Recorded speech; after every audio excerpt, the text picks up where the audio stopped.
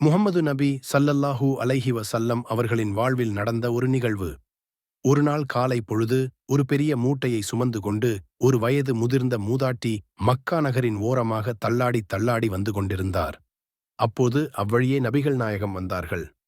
அவர்கள் அம்மூதாட்டியை அணுகி, தாயே, நீங்கள் விரும்பினால் உங்கள் துணி மூட்டைகளை என்னிடம் தாருங்கள், நான் அதை உங்களுக்காக சுமந்து வருகிறேன் என்று சொன்னார்கள்.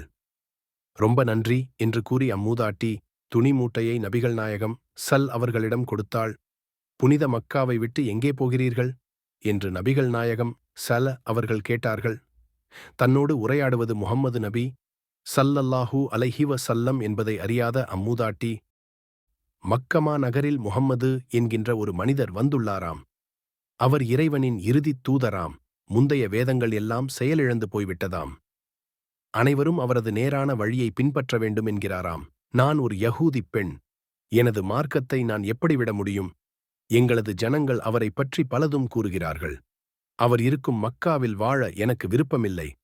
அதுதான் ஊரை விட்டே கிளம்பிவிட்டேன் என அம்மூதாட்டி கூறினார். அதை கேட்டுக்கொண்டு அமைதியாக வந்தார்கள் நபிகள் நாயகம். வழியெல்லாம் அம்மூதாட்டி நபிகள் நாயகம் ஸல்லல்லாஹு அலைஹி வஸல்லம் பற்றி குறை கூறிக் கொண்டு வந்தார்.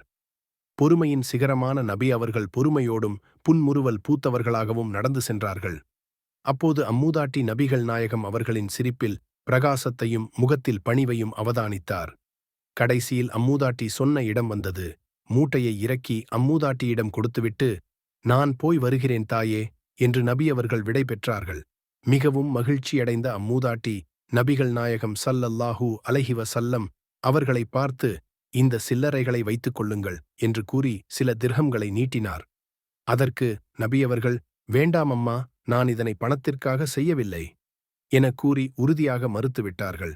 கொள்ளை கூட்டம் நிறைந்த இந்த ஊரில் இப்படியும் ஒரு நல்ல மனம் கொண்ட மனிதரா என்று வியந்த அம்மூதாட்டி, கருணை உள்ளம் படைத்தவரே, உங்கள் பெயரையாவது சொல்லிவிட்டு செல்லுங்கள் என்று கூறினார்.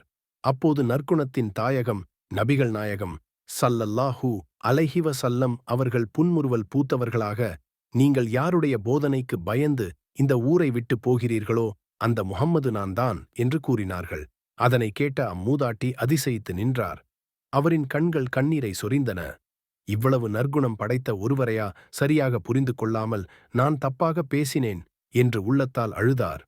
நிச்சயமாக நற்குணத்தின் சிகரமான இந்த புனிதர் வழிகெடுப்பவராக இருக்க முடியாது என்பதை உணர்ந்த அம்மூதாட்டி அடுத்த கணம் இஸ்லாத்தை தழுவினார்.